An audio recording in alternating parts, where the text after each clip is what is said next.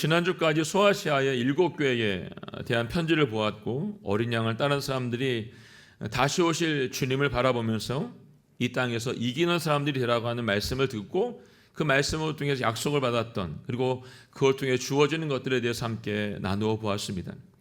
오늘부터 시작되는 말씀을 통해서는 요한계시 1장부터 시작되는 말씀이죠. 다시 오시겠다고 약속하신 예수님께서 요한계시 1장 1절을 통해서 사도 요한에게 계시로 임하심을 보게 됩니다. 이 계시로 임하신 예수님께서 요한에게 나타나신 곳이 바로 반모섬이었죠. 사도 요한에게 예수 그리스도의 드라마틱한 계시가 주어졌던 에게해상에 있는 반모섬은 에베소 남서쪽으로 소아시아와 그리스 사이에 위치해 있는 아주 작은 섬입니다. 몇몇 초대교회 교부들은 이레니우스와 유세비우스는 요한이 에베소에서 뛰어난 목회 활동을 함으로 인해서 그가 죄수로서 이 반모섬에 유배되었다라고 기록하고 있습니다. 로마 제국하에 첫 번째 대백학회가 있었던 시대는 네로 시대였죠, 여러분. 그 당시에 수천 명의 그리스도인들이 십자가에 못 박혀 처형을 당했습니다. 이때 바울과 베드로도 아마 그때 순교를 당했습니다. 그 도미티안 황제 때 두 번째 박해가 있었는데 이때는 더 많은 사람이 죽죠. 약 4만 명의 그리스도인들이 신앙을 지키기 위해서 목숨을 잃게 됩니다. 사도 요한이 반모섬에 유배되었던 당시가 이쯤으로 보게 됩니다. 이때 유배지에서 요한은 예수 그리스도의 계시로 받게 되는 그 일들이 반드시 일어날 일이고 보여주신 것들이 반드시 증언되어야 될 일이기 때문에 이거를 이곳에 남겨둔 것이죠. 함께 7절 말씀을 먼저 함께 보도록 하겠습니다. 7절 말씀 시작. 보십시오, 그분이 구름을 타고 오십니다. 각 사람이 눈이 그분을 볼 것이며 그분을 찔렀던 사람들도 볼 것이며 땅의 모든 민족이 그분으로 인해 통곡할 것입니다. 반드시 그렇게 될 것입니다. 아멘. 예.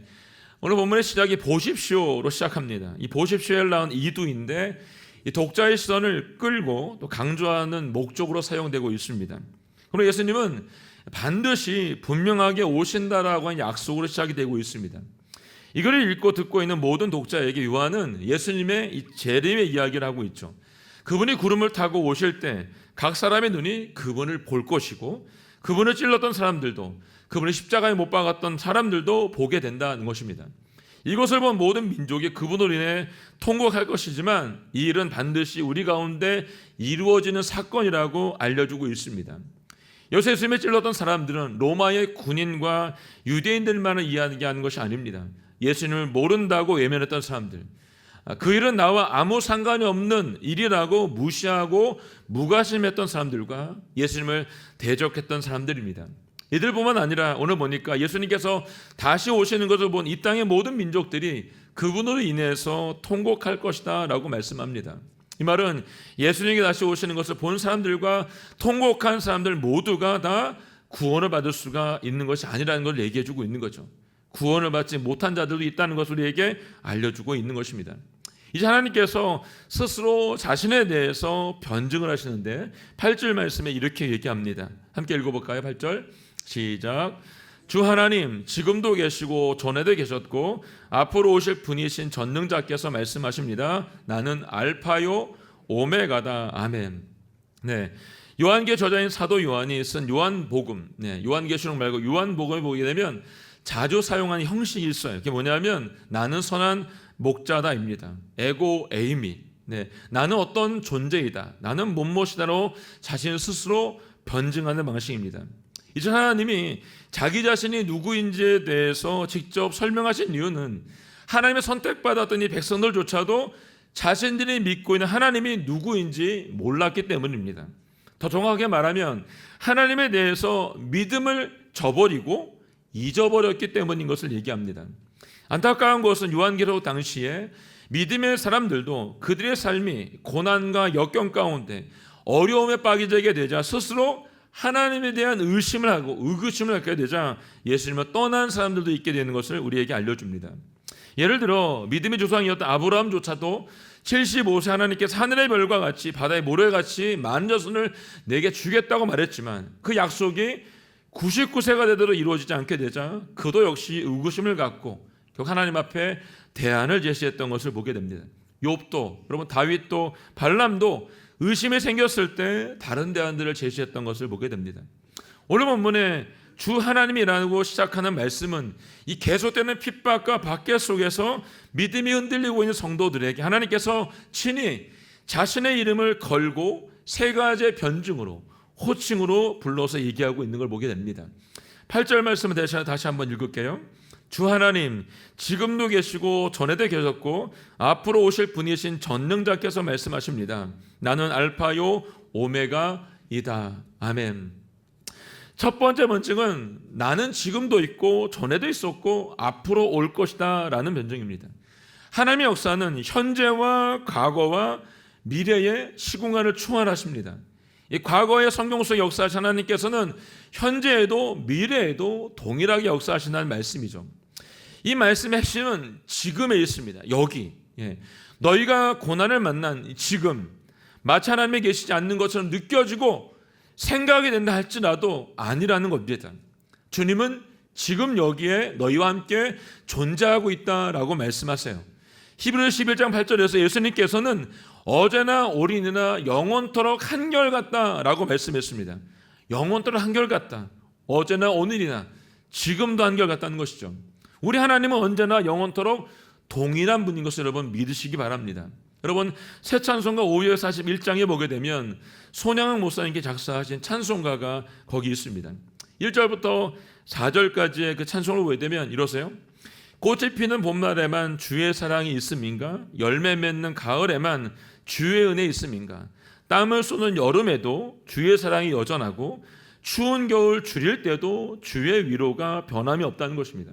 봄, 여름, 가을, 겨울 그 현재에 주님께서 일하고 계시다는 걸 말씀해 주고 있는 거죠.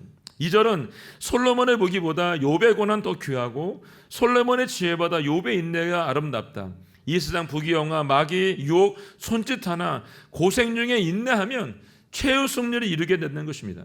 3절은 세상 권력 등이 없고 믿는 자를 핍박하는 어리석은 사람들아 회개하고 돌아와라. 지금 우상의 힘 얼마 가며 인간의 힘 얼마 가나 하나님의 심판날에 견디지 못할 자가 없다는 겁니다. 4절은 저청을 바라보니 이 세상은 나그네 길 죽음의 길 피하라며 나의 길을 막지 말아라. 내게 맡긴 양을 위해 나의 결에 평화 위에 우리 주님 가시기를 충성스럽게 따라가겠다라고 하는 가사입니다. 여러분 지금 이 1절부터 4절까지의 이 가사를 보면 지금 여기를 보고 있습니다.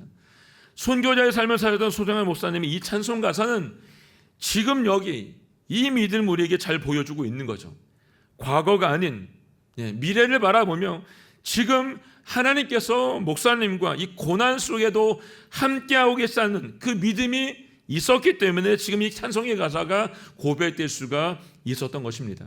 오늘 우리에게도 지금 여기를 살아낼 수 있는 축복이 있기를 원합니다. 지금 여기를 살아내서 주님이 나와 함께 하심을 믿고 그 손길 가운데 함께 나아갈 수 있기를 예수님의 이름으로 선포합니다. 두 번째 변증의 호칭은 나는 전능자이다입니다. 전능자. 이 말은 모든 피조물에 대한 하나님의 지배권을 의미합니다. 인간은 여러분 유한한 삶을 살 수밖에 없습니다. 그와 대조되게 하나님은 무한성과 불가능이 없는 하나님의 권능을 가지고 계신 분이십니다. 이것을 믿는 사람들은 두려워할 것이 없다는 것이죠. 그러나 하나님의 전능하심을 온전히 믿지 못하면 결국은 절망적인 상황 가운데 환경 가운데 빠지게 되면 어떻게 합니까? 하나님을 전적으로 바라보고 신뢰하지 못하여서 세상에 등을 돌리는 것을 보게 된다는 것입니다. 그래서 하나님은 말합니다. 죽음과 같은 절망의 순간에도 하나님의 전능하심을 믿으라고, 낙심하지 말고 끝까지 두려워하지 말고 나를 바라보라고 말씀하고 있습니다. 너희가 담대함으로 내 안에 들어오라고 전능하신 전자하신 주님만을 바라보라고 말씀하고 계신 겁니다. 세 번째 번증의 호칭은 나는 알파요 오메가다 이십니다. 그리스어 알파벳 첫 글자인 알파와 마지막 글자인 오메가는 처음과 끝을 뜻하는 관용적인 표현이죠. 하나님께서 온 세상을 주관하는 분으로 이 땅에 오셨다는 걸 증거해주고 있는 표현입니다. 나는 알파와 오메가다. 이 호칭은 요한계시록에서 4번 총 사용되고 있습니다. 요한계시록 1장 8절과 요한 1장 17절, 21장 6절과 22장 13절에 4번 사용되고 있습니다. 이 말씀이 둘씩 연결이 돼요. 1장 8절과 21장 6절의 말씀은 하나님에 대한 내용으로 쓰여져 있습니다.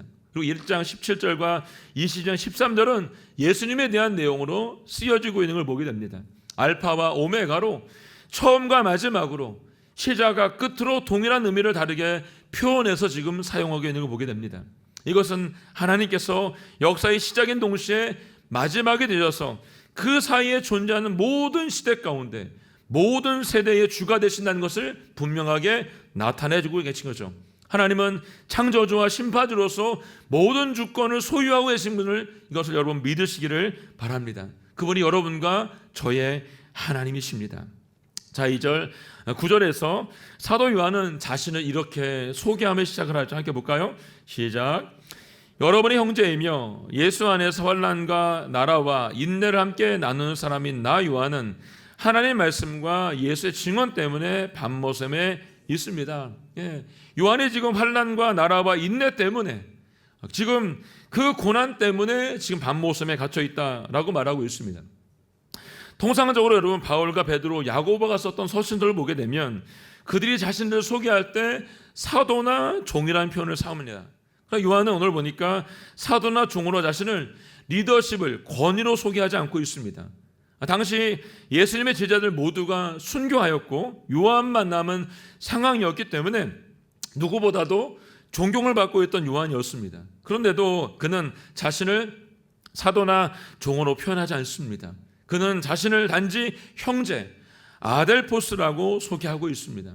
요한은 제도의 지위 안에서 자신의 수신자들에게, 이 편지를 받고 있는 그들에게 권위로서 다가가지 않습니다. 철저하게 자신과 동시에 살아가고 있는 그리스도인들에게, 성도들에게 그 삶에 직면하는 현장 속에서 함께 나아가고 있는 것을 보게 됩니다. 또한 요한은 당시에 불어닥쳤던 이 고난과 종교의 탄압을 성도들 스스로 힘으로 도구할 수 없었기 때문에 예수 그리스도 안에서 끝까지 인내함으로 그들이 당한 환난이 영광으로 하나님 나라 속에 들어가는 변화로 날아갈 수 있기를 그가 말하고 있는 것을 보게 됩니다. 지금 이 글을 쓰고 있는 사도 요한은 자신이 결코 편안한 자리에서, 편안한 위치에서 말장난하듯이 이 글을 쓰고 있는 것이 아닙니다. 그도 역시 날마다 죽음의 위협 앞에 있습니다. 밤모섬에 갇혀서 언제 어떻게 될지 모르는 상황 가운데 있음에도 불구하고 예수님과 더불어 있는 삶이었기 때문에, 그분과 함께 알고 있는 삶이었기 때문에 고난에 동참하고 형제로서 그도 역시 그 메시지를 전하며 교회 가운데 함께하고 있다는 것을 말해주고 있는 겁니다. 이제 요한은 자신의 처음 환상을 본 상황들을 우리에게 보여주고 있습니다. 그 말씀이 10절과 11절에 나와 있는 말씀이죠. 함께 읽어볼까요? 시작. 나는 주의 날에 성령께 사로잡혀 있었는데 내 뒤에 울리는 나팔소리 같은 큰 음성을 들었습니다. 말씀하시기를 네가 본 것을 책에 기록해 그것을 7교회 곧 에베소, 서머나, 버가모, 두아디라, 사대, 빌라델비아, 라오디아 교회로 보내라고 하셨습니다. 아멘. 요한이 처음으로 환상을 본 때가 언제입니까? 주님의 날, 주의 날이었습니다.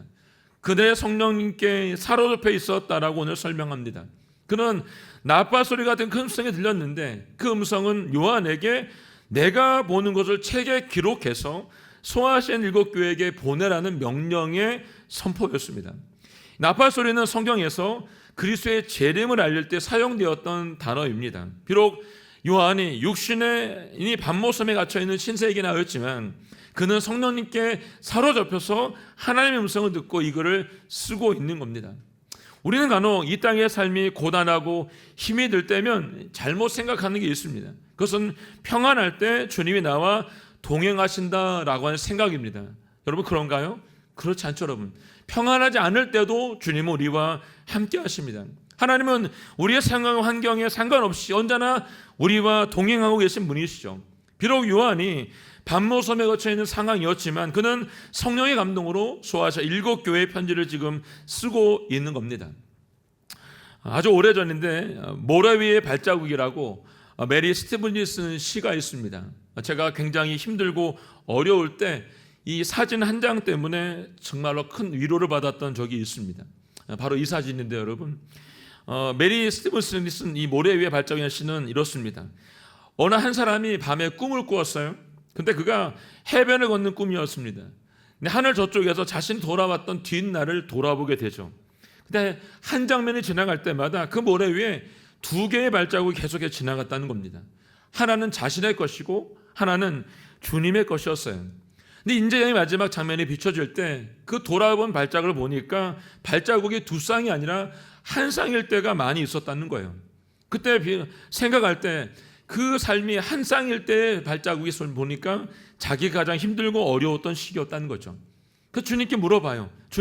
주님께서 언제나 저와 함께 하신다고 약속하셨는데 그래서 제가 보니까 어려운 시기에 한 사람의 발자국만 있었는데 왜 주님은 나와 함께 하지 않습니까? 라고 물어봤어요. 그때 주님이 이렇게 말씀하셨죠. 사랑하는 나의 아들아, 나는 너를 사랑하기 때문에 버리지 않는단다. 네 시련의 시기에 한 사람의 발자국만 보인 것은 바로 내가 너를 저 그림처럼 얻고 갔기 때문이다 라고 말씀을 해 주었습니다. 여러분, 우리는 어떤 상황 가운데 있다 할지라도 주님이 우리와 함께하고 있다는 것을 꼭 믿을 수 있기를 원합니다. 우리도 지금 각자의 상황 가운데 다 다른 상황 가운데 있습니다. 그 다른 상황 가운데서도 일하시는 주님이 지금 여기에 우리와 함께하고 계신 거죠. 그리고 세상에 줄 수 없는 평안을 우리 모두가 누려야 된다는 걸 분명히 우리에게 말씀해 주고 있습니다. 이 평안을 우리 모두가 누릴 수 있기를 주의 이름으로 축원합니다. 요한이 쓴 소아시아 7개 보낸 편지는 하늘에서 뚝 하고 떨어진 말씀이 아닙니다. 요한이 성령의 감동으로 쓰여졌어. 그 것을 기록한 것을 잊지 마시기 바랍니다. 이 편지는 소아시아 지역에 실제로 존재했던 초대교회 신앙 공동체에 향한 서신서였고 고난과 핍박 속에서도 하나님의 변함없는 위로와 소망이, 구원의 소망이, 계시의 말씀은 그들에게 주어진 편지였습니다. 비록 그 당시 예루살렘 성전이 파괴되고 초대교회를 향한 로마 제국의 핍박의 끝이 보이지 않았지만, 그렇지만 언제나 어디서나 동일하게 내가 너희의 시작과 끝이 되어주겠다 말씀한 주님을 바라보는 그 은혜의 소망의 편지가 우리 모두 가운데 있다는 것을 꼭 기억할 수 있기를 원합니다. 자, 이제 1장 마지막 부분이 12절 20절까지는 이 땅에 오셨던 예수님이 어떤 분인지에 대해서 소개해주고 있죠. 먼저 12절부터 16절까지 말씀 함께 보겠습니다. 시작. 나는 내게 말씀하신 음성을 알아보려고 몸을 돌렸습니다. 내가 몸을 돌렸을 때 7 촛대가 보였고 그 촛대들 사이에 인자 같은 분이 끌리는 옷을 입고 가슴에 금띠를 띠고 계셨습니다. 그분의 머리와 머리칼은 흰 양털과 눈처럼이고 그분의 눈은 타오르는 불과 같고 그분의 발들은 용광로에서 재려낸 청동 같고 그분의 음성은 맑은 물소리와 같았습니다. 그분은 오른손에 7뼈를 들고 계셨으며 그분의 입에서는 좌우에 날선검이 나왔고 그분의 얼굴은 해가 힘있게 비추는 것 같았습니다. 아멘. 네. 사도 요한이 본 예수님은 촛대들 사이에 계시는 분으로 지금 보니까 끌리는 옷을 입고 가슴에 금띠를 띠고 계셨다라고 표현합니다.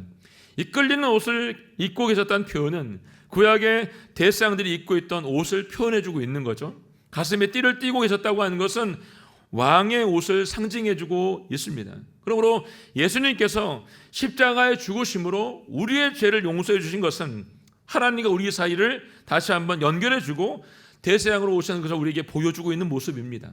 만왕의 왕으로 오셨다고 하는 것은 세상의 끝날이 오면 모든 사람들은 이 심판 앞에, 심판조 앞에 서게 된다는 것을 뜻하고 있는 말씀입니다. 그리고 머리와 머리칼이 흰 양털과 눈처럼 휘어졌다고 하는 것은 죄가 하나도 없어진 순결하신 예수님의 모습을 표현해주고 있습니다.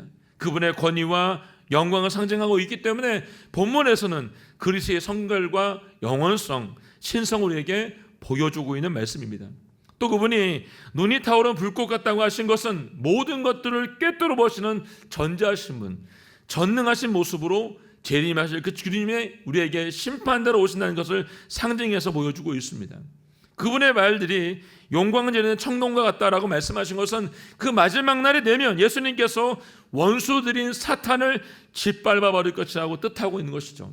그분의 음성이 맑은 물소리 같다고 하신 것은 영광과 위엄으로 예수님께서 이 세상 가운데 창조주로 오셨다는 것을 우리에게 보여주고 있는 말씀입니다. 마지막으로 그분의 입에서 좌우의 날선 검과 얼굴에 해가 같은 빛나는 것이 보여진다고 하는 것은 먼저 좌우의 날선 검은 신실함과 증거, 심판에 대해서 말씀해주고 있으면서 수술하는 칼과 전쟁의 칼로 사용되고 있는 것을 우리에게 보여주고 있습니다. 수술하는 칼은 우리의 죄를 수술해서 제거하기 위해서 사용하고 있는 칼을 말해주고 있고, 이 전쟁의 칼은 마지막까지 회개하지 않은 자들을 심판하겠다는 진노의 칼로 쓰여주고 있는 것을 보게 됩니다. 그리고 얼굴이 해같이 힘있게 비춘다는 것은 승리와 탁월성과 영광을 보여주고 있죠. 요한이 변호산에서 영광 가운데 예수님의 모습을 보았던 것처럼 우리 또한 하나님 나라에 들어갈 때에 우리의 모습이 이와 같이 빛나게 되는 것을 표현해서 알려주고 있는 겁니다. 이 모든 모습을 보았던 사도 요한은 오늘 이 모습을 본 후에 어떻게 되냐면 그분의 발 앞에서 죽은 것처럼 엎드려졌다라고 오늘 표현하고 있습니다. 그 말씀이 17절부터 18절에 나와 있죠. 읽어볼까요? 10절 18절 말씀 시작. 내가 그분을 볼 때 나는 죽은 사람처럼 그분의 발 앞에 엎드려졌습니다. 자, 그분이 자기의 오른손을 내게 얹고 말씀하셨습니다. 두려워하지 마라. 나는 처음이요 마지막이다. 나는 살아있는 자다. 나는 죽었었으나 보라, 난 영원토록 살아있는 자니 나는 죽음과 음부 열쇠를 가지고 있다. 아멘. 네. 요한이 모든 환상을 본 다음에 죽은 사람처럼 엎드려졌습니다. 이 말은 요한이 본 환상이 얼마나 충격적인지를 잘 보여주고 있는 부분이죠. 그러자 예수님께서 그 권능의 손, 능력이 오는 손으로 요한에게 얹으시며 말씀하십니다. 두려워하지 말아라. 나는 처음이요 마지막이다 라고 말씀하고 있습니다. 우리 앞에서 보았던 것처럼 한마디로 말씀을 드리면 주님은 영원히 살아계셔서 이 천국과 지옥을 심판하실 심판자라고 오신다라고 우리에게 분명하게 말씀해주고 있는 것입니다. 여러분 두려워하지 마십시오. 우리의 주님은 처음과 마지막을 장식하는 분인 것을 믿으시기 바랍니다. 그분은 또 말씀하세요. 나는 살아있는 자라고, 나는 죽었었다 그러나 다시 태어났다, 다시 살아났다라고 말씀해주고 있습니다. 이 말은 세상의 인간들이 헛되고 어떤 것들 쫓아가면서 자신들이 만든 신에게 절하고 로마 형제를 신으로 숭배하였던 거짓 신이 아니라는 것입니다. 그들이 숭배한 신은 결국 다 죽었습니다. 죽어서 신이 되지만 그들의 신은 영원히 살 수가 없다는 것입니다. 그렇지만 예수님은 죽어서 사신 신이 아니라 지금도 여전히 살아계신 신은 우리 가운데 존재하고 있다는 것이죠. 모든 것들을 주관하신 분, 그분이 우리의 주님인 것을 믿으시기 바랍니다. 그분 인간의 몸으로 이 땅에 오셔서 죽으셨지만 부활하셔서 영광 가운데 살아내셨고 죽음과 음부의 열쇠를 가지고 계신 절대 주권자인 걸 우리에게 말씀해주고 있습니다. 마지막 19절로 20절 말씀에 이렇게 기록됐습니다. 함께 읽어볼까요? 시작. 그러므로 너는 내가 본 것들과 지금 있는 것들과 이 이후에 일어날 일들을 기록하여라. 내가 본 내 오른손의 7별과 7 금촛대의 비밀은 이것이니 7별은 7 교회의 사자들이요 7 촛대는 7 교회다. 아멘. 하나님께 마지막 요한에게 보여주신 환상을 설명하시면서 앞에서 말씀하신 것처럼 오른손의 7벌은 7 교회의 사자이고 7 촛대는 이 편지를 받게 될 7 교회라고 말씀하십니다. 이미 우리는 소아시아 7 교회에 대해 편했던 편지들의 내용을 나누었습니다. 오늘 본문은 하나님이 요한에게 보여주신 환상을 어떻게 기록해야 되는지에 대한 내용입니다. 이 말씀을 마무리하면서 요한이 밤모습의 아침 중에도 주의 날을 지키고 있었습니다. 여러분 주의 날, 주님의 날을 그가 기억했다는 것이죠. 우리들이 신실하게 생활하다 보면 믿음을 지키기 위해서 반드시 해야 하는 일들이 있습니다. 그 일 때문에 여러분 고난을 감내해야 되고 어려움을 겪어야 될 때도 분명히 있게 됩니다. 여러분 우리에게도 요한이 갇힌 밤모습과 같은 고난과 역경의 갇힘이 분명히 생길 수 있다는 것입니다. 우리의 밤모습은 우리의 신앙 속에서, 우리의 삶 속에서, 우리의 관계 속에서, 물질 속에서 깊이 들어와서 우리를 고립시키고 환난 가운데 빠지게 만들기도 합니다. 그럼에도 불구하고 오늘 요한은 주님의 날, 그 날을 지킴으로 주님과 함께 주의 날을 감당했던 것을 보게 됩니다. 저는 오늘 이 말씀이 나는 처음이여라고 시작한 말씀, 요한과 함께 주셨던 이 말씀이 우리 모두 가운데 주어지는 말씀이 될 수 있기를 원합니다. 오늘 요한이 주를 그렇게 만났던 것처럼 우리 모두가 주님을 다시 이와 같이 만난 축복이 있기를 원합니다. 오늘 하루도 이번 한 주도 우리의 주어진 각자의 자리에서 공간에서 매 순간 나는 처음이고 마지막이다. 나는 알파와 오메가다. 나는 시작과 끝이다 라고 말씀하시는 주님을 만날 수 있는 축복이 우리 모두 가운데 있기를 원합니다. 그리고 그 말씀대로 살아내는 축복이 우리 모두 가운데 있기를 예수님의 이름으로 축원합니다. 아멘. 함께 찬양하고 기도하겠습니다. 오늘 찬양은 내 모든 것 나의 생명까지도 주님 앞에 드리기를 원합니다. 주님의 임재 안에서 이제 내 영혼이 자유하기를 원합니다. 내가 주의 거룩한 이름을 높이며 예배하며 어린 양만을 바라보기 원합니다. 내 평생 주님 한 분만으로 충분합니다. 이 찬 주님께 드리고 함께 기도하겠습니다. 내 모든 것 나의 생명까지 다 주님 앞에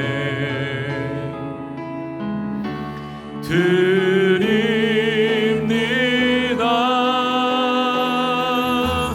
주 임재 안에서 이제 내 영혼 자유에 내가 주의 거룩한 이름을 높이며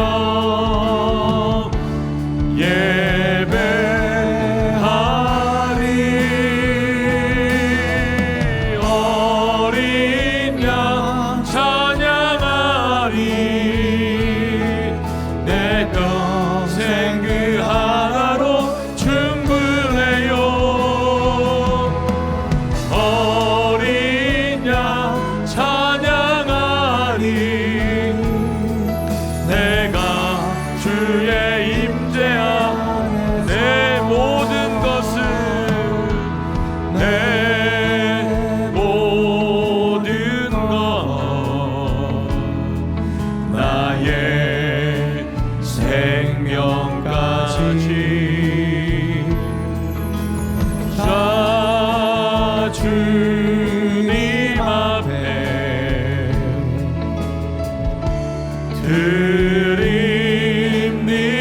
드립니다.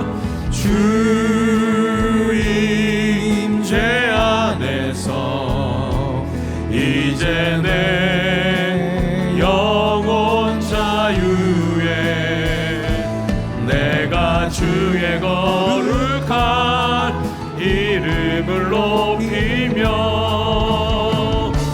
예배하리. 어린 양 찬양하리. 내 평생 그 하나로 충분해요. 어린 양 찬양하리. 임재 안에서 어린 양 찬양하리. 내 평생 그 하나로 충분해요. 아멘. 어린 양 찬양하리. 내가 주의 임재 안에 목소리만 고백하겠습니다. 어린 양 찬양하리. 내 평생 그 하나로 충분해요. 어린 양 찬양하리. 내가 주의 임재 안에서. 하나님 아버지, 내 모든 것이 주님의 것입니다. 하나님 아버지, 주님 안에 있기를 간절히 소원합니다. 지금 여기를 살아낼 수 있도록 도와주시고 주의 날을 기쁨으로 드리는 저희 모두가 될 수 있도록 도와주시기를 원합니다. 하나님 아버지, 우리 평생 주님 한 분이면 됩니다 라는 고백이 우리 입술 수 가운데 있도록 도와주시기를 간절히 소원합니다. 주님의 임재를 사모하며 매일매일 주님과 함께 동행한 은혜가 우리 모두 가운데 있게 하여 주시옵소서. 주님만을 바라볼 수 있도록 도와주시고 우리 시선이 주님께 고정되어서 한 주간도 승리한 삶을 살아낼 수 있도록 도와주시옵소서. 함께 고백하며 기도하며 나아가겠습니다. 하나님 감사합니다. 오늘 주님만을 바라봅니다. 우리의 역사하시는 그 주님의 사랑을 기억합니다. 아버지 하나님, 나는 처음이요 마지막이라고 말씀하신 주의 음성 오늘 듣습니다. 아버지 하나님, 지금 여기서 주님을 만날 수 있도록 아버지 도와주시고, 주님과 함께 살아낼 수 있도록 아버지 도와주시고 인도하여 주시기를 원합니다. 주님 인재 가운데 살기를 원합니다. 주님의 어린 양으로 살기를 원합니다. 주님의 자녀로 살아내기를 원합니다. 하나님 아버지, 다른 길 가지 않도록 아버지 도와주시고, 주님 말씀하신 생명의 길로 걸어갈 수 있도록 도와주시기를 원합니다. 내 안에 여전히 역사하시고 일하시는 분, 주님만을 내가 바라봅니다. 곁길로 가지 말게 하여 주십시오. 오늘 요한이 7교회에게 말하고 있는, 우리들에게 말하고 있는 음성을 듣기를 원합니다. 아버지, 세상을 쫓아간 인생이 아니라, 헛된 걸 따라간 인생이 아니라 주님 한 분만을 바라본 인생이 될 수 있도록 도와주시고, 주님과 함께 동행하여 살 수 있는 내가 우리 모두 가운데 있도록 아버지 도와주시고 인도하여 주시옵소서. 하나님, 우리에게 주어진 이 모든 순간순간들이 주님으로부터 왔음을 기억하게 하여 주시옵소서. 나는 처음이요 마지막이라고 말씀하신 주의 음성을 듣습니다. 요한이 7교회에게, 이 땅에 있는 교회들에게, 우리들에게 지금 하고 있는 말씀입니다. 주님은 다시 오실 것입니다. 심판주로 오실 것입니다. 하나님 아버지, 우리가 다시 오실 주님을 기다리는 신부와 같이 온 마음을 다하여 살아낼 수 있도록 도와주시고 인도하여 주시옵소서. 어린 양으로 살게 하시고, 우리 일선이 주님께 고정될 수 있도록 도와주시고, 주님의 임재를 매일매일 경험하며 지금 여기를 살아간 역사가 우리 모두 가운데 있게 하여 주시옵소서. 우리가 행하실 주님의 이름을 찬양하며 감사드리며 예수님의 이름으로 기도하였습니다. 아멘.